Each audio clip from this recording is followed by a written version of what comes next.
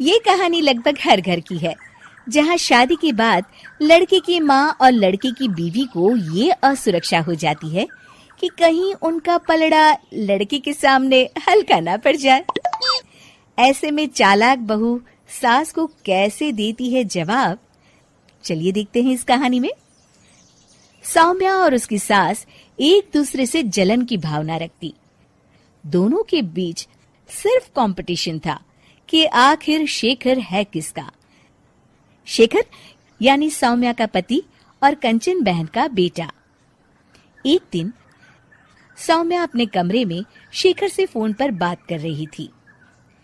Hello Shekhar, मैं ना आज सारा दिन घर का काम काज करके थक गई हूँ।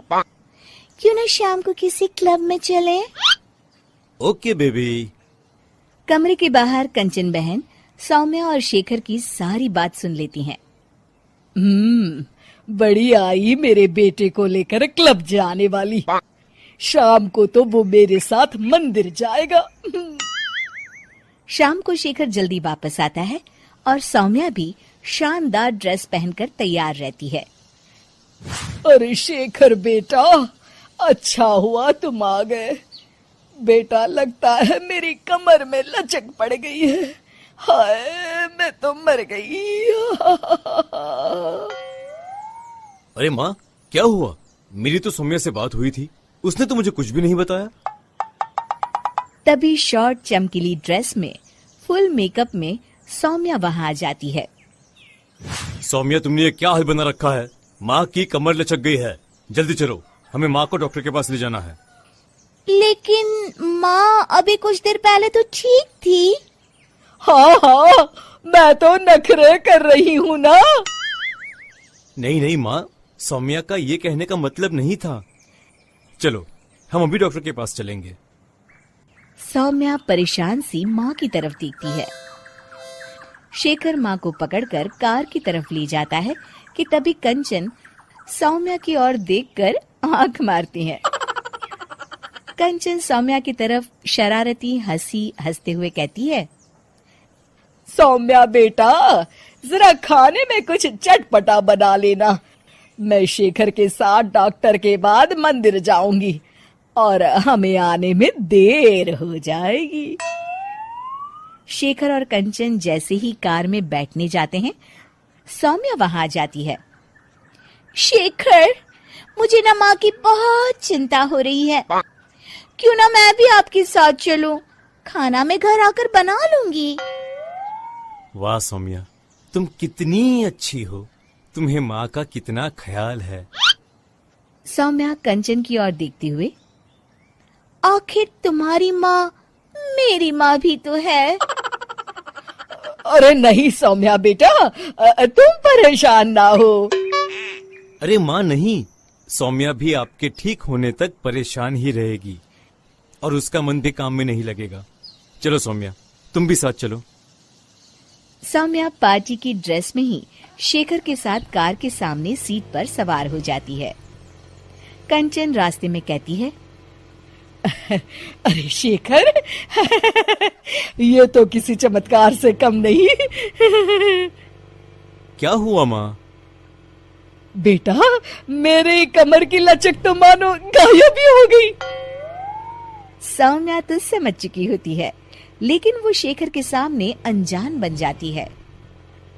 माँ, ये तो सच किसी चमत्कार से कम नहीं। आपको तो ईश्वर का शुक्रगुजार होना चाहिए। शेखर, चलो हम माँ को सिविल लाइंस के हनुमान मंदिर ले जाते हैं। और देखिए ना, आज मंगलवार भी है। हाँ, क्यों नहीं। लेकिन सौम्या, मैं तो ऑफिस से सीधे यहाँ आ गया हूँ। मैंने तो हाथ मुंह भी नहीं धोए। मैं मंदिर कैसे जाऊंगा?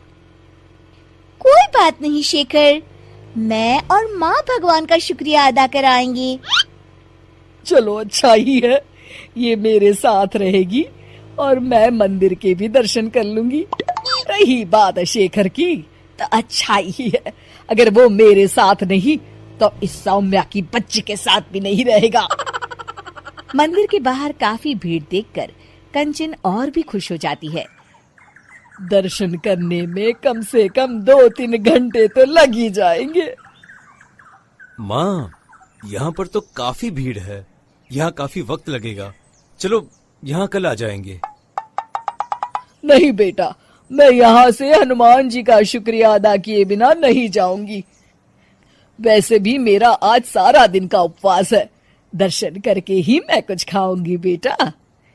ये कहकर कंचन कार से उतर जाती है और सौम्या से कहती है, चलो सौम्या, दर्शन कर आए।